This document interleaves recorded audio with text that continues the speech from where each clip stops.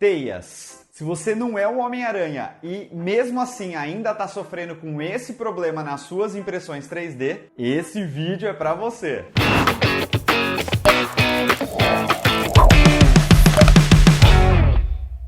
Fala pessoal! E aí, tudo bem com vocês? Hoje eu tô trazendo 5 dicas que vão te ajudar a eliminar de vez aquelas teias chatas que ficam na sua impressão 3D. E se você gostou desse assunto, então já deixa aquele like gostoso aí no vídeo e confere também se você já faz parte aqui da família 3D Geek Show. Aqui tem vídeo novo sobre impressão 3D todo sábado, fica ligado. E me conta aí nos comentários também se você já sofreu com as famosas teias, combinado? E para quem não sabe do que eu tô falando, as teias nada mais são do que pequenos fios de plástico que se parecem com teias de aranha. Elas se formam entre as partes do seu objeto quando o bico da impressora está se movendo de um ponto a outro. Esse, inclusive, é um dos problemas mais comuns da impressão 3D e praticamente todo mundo, uma hora ou outra, vai acabar tendo que lidar com as benditas teias. E a primeira dica que eu tenho para te dar é a calibragem da temperatura de impressão. Você só precisa pensar o seguinte: quanto mais quente o bico da impressora estiver, mais liquefeito o filamento vai ficar. E quanto mais liquefeito o filamento ficar, mais fácil vai ser ele sair pelo bico da impressora. Por isso, encontrar a temperatura correta é uma das principais coisas para se fazer primeiro. Mas claro que você deve ter pensado: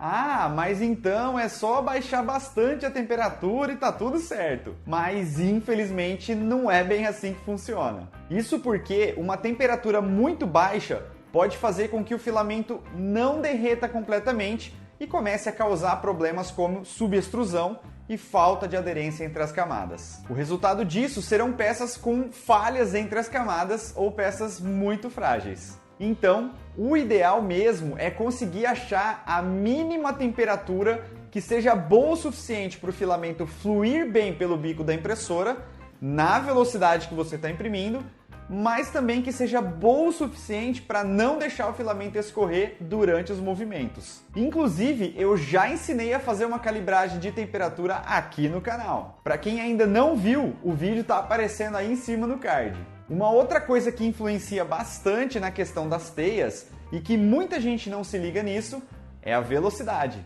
E eu não estou falando da velocidade de impressão, não. Eu estou falando da velocidade de deslocamento, ou seja, a velocidade com que o bico da impressora 3D vai de um ponto a outro para começar a imprimir. Nesse momento em que o bico está se movimentando de um ponto a outro, a extrusão dá uma pequena pausa. Mas, como tem uma pressão bem grande ali dentro do bico da impressora 3D, o filamento acaba escorrendo. Então, se você for muito devagar, o filamento vai ter tempo suficiente de escorrer pelo bico e vai inevitavelmente acabar formando as teias. Mas como sempre, toma cuidado para não aumentar demais esse valor de velocidade, porque isso pode causar alguns outros problemas, como, por exemplo, o superaquecimento dos motores e, consequentemente, a perda de passo. No Cura, essa propriedade fica na aba Velocidade e se chama Velocidade de Percurso. No Prusa Slicer, essa propriedade pode ser encontrada na aba Velocidade com o nome de Viagem.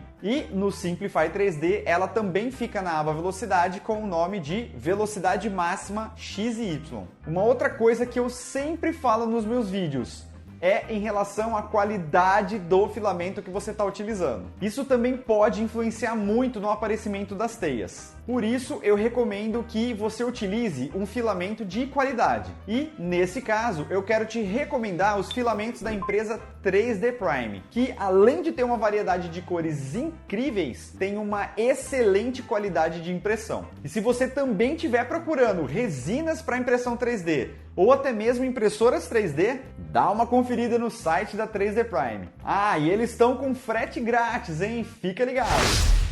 Outra coisa que influencia nas teias é a retração. O movimento de retração nada mais é do que recolher o filamento alguns milímetros para aliviar a pressão no bico da impressora 3D e, consequentemente, parar o escorrimento do filamento. É importante lembrar que cada tipo de filamento vai ter uma configuração diferente de retração. Além disso, o sistema de extrusão da impressora também pode mudar essa configuração de retração. Ou seja, se a impressora 3D utiliza o sistema Baldwin, que é quando a extrusora fica longe do bico, o valor de retração provavelmente vai ter que ser maior. E se caso a impressora 3D utiliza o sistema Direct Drive, que é quando a extrusora fica próxima ao bico, o valor de retração vai ser menor. E, claro, tudo isso tem que ser calibrado para achar o valor mais adequado. As duas configurações mais importantes da retração são a distância de retração, que indica o quanto o filamento vai ser retraído, e também a velocidade de retração,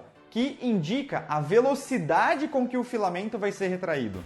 Quanto maior a distância de retração, melhor vai ser o resultado. Para a velocidade de retração, é a mesma lógica. Porém, novamente, se você aumentar demais esses valores, você corre o risco de o filamento esfriar fora do bico da impressora. Se isso acontecer, muito provavelmente a sua impressão vai parar, porque simplesmente o motor da extrusora não tem força suficiente para empurrar o filamento de volta. Por isso, é muito importante calibrar bem a sua retração. Eu também já fiz um vídeo bem antigo sobre isso, mas que dá para entender um pouco melhor o processo. Para quem quiser assistir esse vídeo que eu falei, é só clicar no card aí em cima. E, por último, mas não menos importante, você tem que ficar de olho na umidade dos filamentos. Isso porque é quase que inevitável que os seus filamentos vão ficar com umidade com o tempo. Para você ter uma ideia, o PLA é um dos filamentos que absorve a umidade do ar com mais facilidade. Uma vez que o filamento está com umidade, essa umidade tende a se transformar em vapor conforme o filamento é aquecido. Esse vapor pode se misturar com o filamento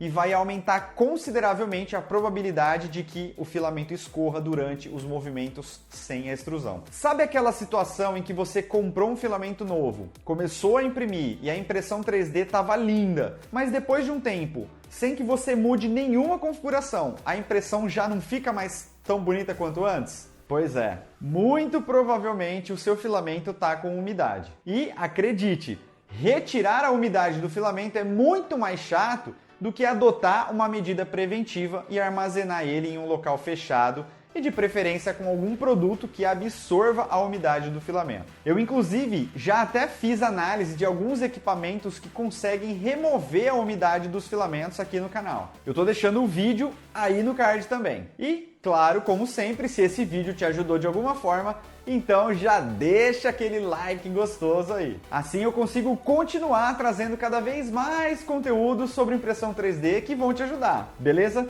E ó, não esquece, o canal continua lá nas outras redes sociais. Tem Instagram, TikTok, Facebook, me segue por lá também que tem muito conteúdo bacana, hein? E a gente se vê no próximo episódio. Tchau!